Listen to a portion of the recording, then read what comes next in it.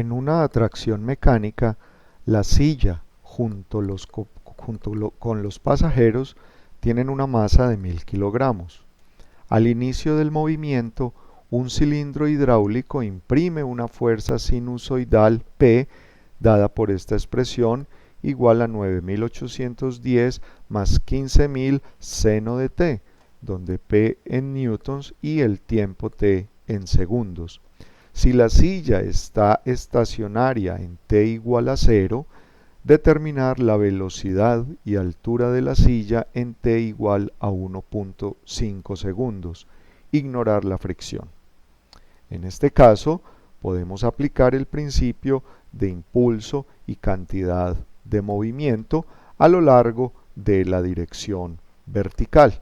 Entonces decimos la cantidad de movimiento inicial de la partícula que nos representa la silla junto con los pasajeros, más el impulso de la fuerza externa igual a la cantidad de movimiento al final.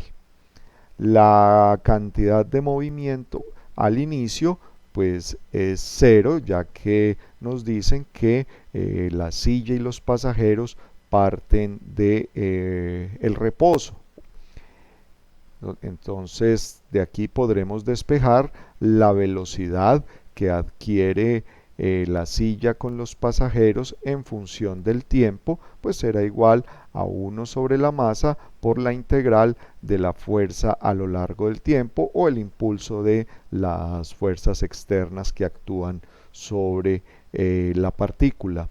Entonces, reemplazando valores, nos dicen que la masa de la silla junto con los pasajeros es de 1000 kilogramos y las fuerzas externas que actúan sobre la partícula pues serán la fuerza P que imprime el cilindro y el peso de la silla junto con los pasajeros que apunta hacia abajo, por lo cual lo consideramos negativo, reemplazando la expresión para la fuerza que genera el cilindro y restando el peso de la silla junto con los pasajeros, que será 1000 kilogramos por 9.81 metros sobre segundo cuadrado, tenemos entonces esta expresión obtenemos esta expresión de la integral entre el tiempo inicial 0 y un tiempo cualquiera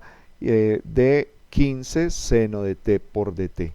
Integrando esta expresión obtenemos menos 15 coseno de t evaluado entre 0 y t, y evaluando la expresión en los límites de integración obtenemos la expresión para la velocidad de la silla junto con los pasajeros en función del tiempo. 15 menos 15 coseno de t, y esto estará en metros sobre segundo.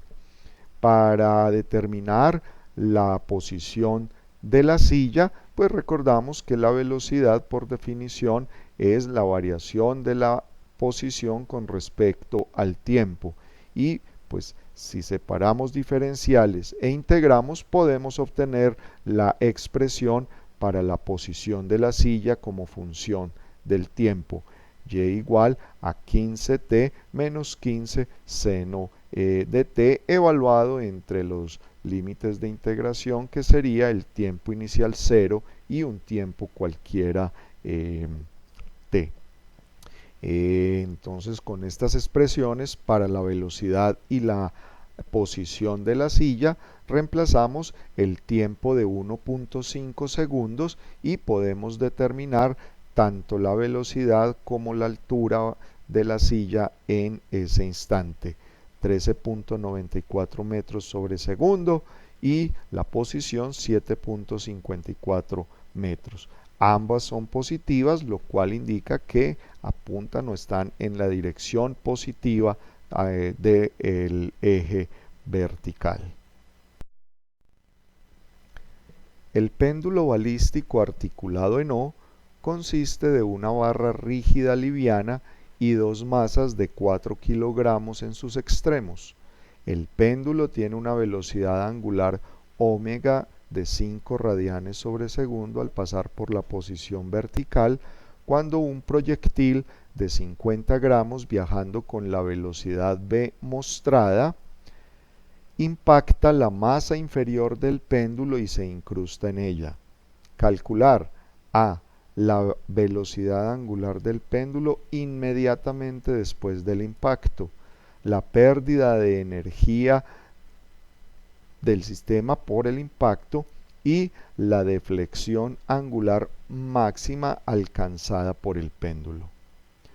Para el numeral A, aplicamos conservación de cantidad de movimiento angular con respecto al pivote O.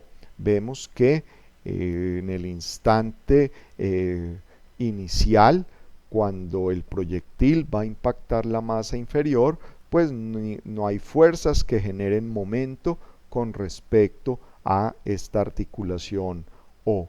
Y el instante final de este evento, cuando el proyectil se ha incrustado en la masa inferior, pues se sigue conservando esa situación. Entonces, durante el impacto podemos, ya que no hay momentos con respecto a la articulación O, podemos aplicar conservación de cantidad de movimiento angular. Entonces, la cantidad de movimiento angular al inicio, pues será la suma de las cantidades de movimiento angular del proyectil y de cada una de las esferas con respecto al punto O. Entonces, para el proyectil tenemos que la cantidad de movimiento angular será la masa por su velocidad o su componente de velocidad a lo largo del eje X, que es esta cantidad de movimiento es la que genera el momento o la cantidad de movimiento angular con respecto a O, y el brazo es 0.3 metros. La cantidad de movimiento angular de las masas o en los extremos de las barras, pues dado que gira en sentido horario, pues sus velocidades, su cantidad de movimiento generan momentos en sentido horario con respecto al punto O, que los consideramos negativos, y las magnitudes correspondientes será la masa por la velocidad de cada partícula, que será la distancia al pivote O, 0.3 metros para la esfera inferior, 0.2 para la superior, por la velocidad angular inicial, y para el momento o cantidad de movimiento angular, pues multiplicamos por la distancia al pivote O, por lo cual aparece aquí el radio o distancia al cuadrado. Y esta cantidad de movimiento angular se debe conservar durante el evento que estamos analizando, que es el impacto del proyectil contra la masa inferior. La cantidad de movimiento al final entonces será la suma de las cantidades de movimiento angulares de la masa inferior con el proyectil incrustado y de la masa superior con respecto al mismo punto. Para la masa superior, entonces, la cantidad de movimiento angular, suponiendo pues que en sentido antihorario vamos a considerarlo positivo, tendremos entonces que la cantidad de movimiento angular será la masa de la esfera superior por su velocidad, que será la distancia 0.2 por la nueva velocidad angular omega prima por esta distancia 0.2, por lo cual aparece 0.2 al cuadrado. Y algo similar para la masa inferior con el proyectil incrustado. La masa total será entonces de 4.05 kilogramos por la velocidad, que será 0.3 por la nueva velocidad angular omega prima y por la distancia de 0.3. De aquí entonces podremos despejar la velocidad angular que adquiere el péndulo inmediatamente después del impacto, que será de 2.47 radianes sobre segundo. nos dio positivo, lo cual indica que el sentido de esa nueva velocidad angular es antihorario de acuerdo a nuestra convención de signos. Tengamos presente que esta nueva velocidad angular es inferior a la velocidad angular inicial del péndulo.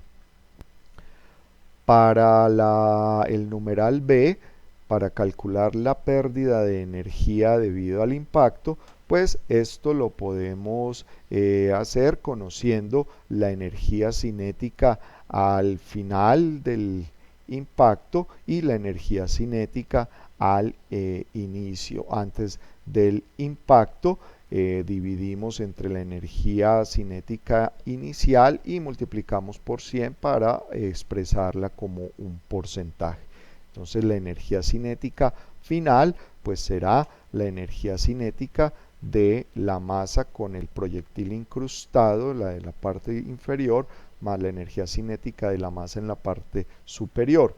La energía cinética final entonces será debida a la nueva velocidad angular. Entonces tenemos que para la masa inferior con el proyectil incrustado es 4.05 kilogramos por la velocidad que es 0.3 por la nueva velocidad angular que es omega prima 2.47 al cuadrado.